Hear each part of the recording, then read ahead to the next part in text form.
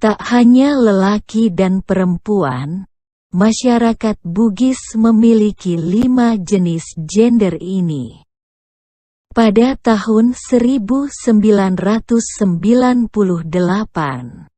seorang dosen muda Auckland University of Technology di New Zealand bernama Sarin Graham datang ke Sulawesi Selatan untuk mengadakan penelitian tentang gender.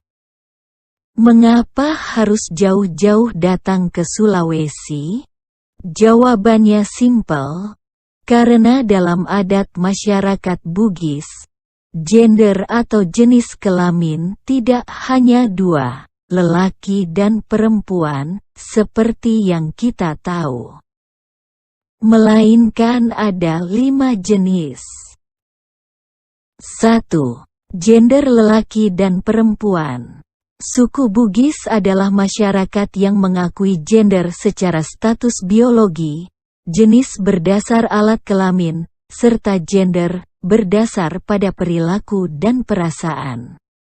Nah, seperti yang umum kita tahu, 2 gender pertama adalah lelaki dan perempuan. Jenis pertama ini adalah mereka yang berkelakuan sesuai dengan kodrat lahir. Saat seseorang lahir sebagai lelaki, maka ia menjadi sosok yang maskulin. Berstatus ayah setelah menikah, menjadi kepala rumah tangga. Begitupun perempuan, adalah mereka yang lahir dan hidup sebagai perempuan tulen, melahirkan, menyusui anak, serta menjalani profesi sebagai ibu rumah tangga. 2. Bisu, gender yang dianggap figure spiritual. Gender selanjutnya adalah bisu, yaitu gender perpaduan antara lelaki dan perempuan. Dalam masyarakat Bugis, bisu ini dianggap sebagai figur spiritual yang bisa menghubungkan manusia dengan dewa dan dunia lain. Untuk menjadi bisu, seseorang bisa saja lahir sebagai laki-laki atau perempuan. Dalam kehidupan sehari-harinya, seorang bisu memiliki bahasa sendiri, yang disebut sebagai bahasa langit. Selain itu, mereka kerap memakai badi, pisau, yang biasanya merupakan pakaian lelaki, serta menyelipkan bunga di kepala layaknya perempuan. Peran bisu dalam masyarakat adalah sebagai tempat meminta keberkahan, terutama ketika tiba musim akan bercocok tanam. 3. Calabai, lelaki yang berjiwa perempuan. Kalau dalam bahasa sehari-hari yang lebih simple, calabai ini sama halnya seperti lelaki berjiwa perempuan yang merasa terperangkap dalam tubuh yang maskulin. Namun, uniknya mereka tidak menganggap bahwa mereka perempuan, dan juga tidak dianggap perempuan oleh masyarakat. Calabai ini hanya seorang lelaki yang melakukan segala aktivitas yang dilakoni oleh perempuan.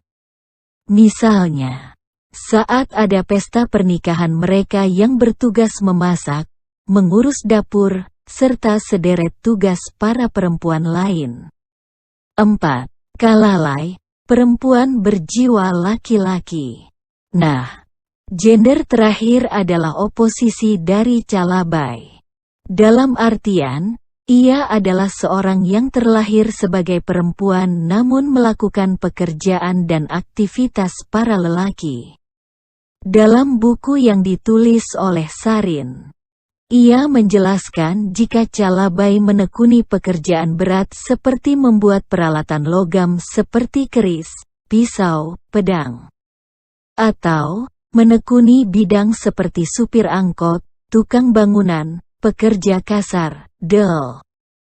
Calabai juga bisa merokok, berpakaian serta berkumpul dengan lelaki. Uniknya, ia juga tidak dianggap lelaki serta tidak berniat menjadi seorang lelaki. Menarik bukan?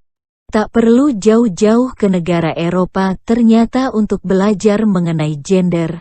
Indonesia memiliki itu semua. Dalam tulisan ini, Penulis tidak bermaksud menyalahkan atau membenarkan gender apapun.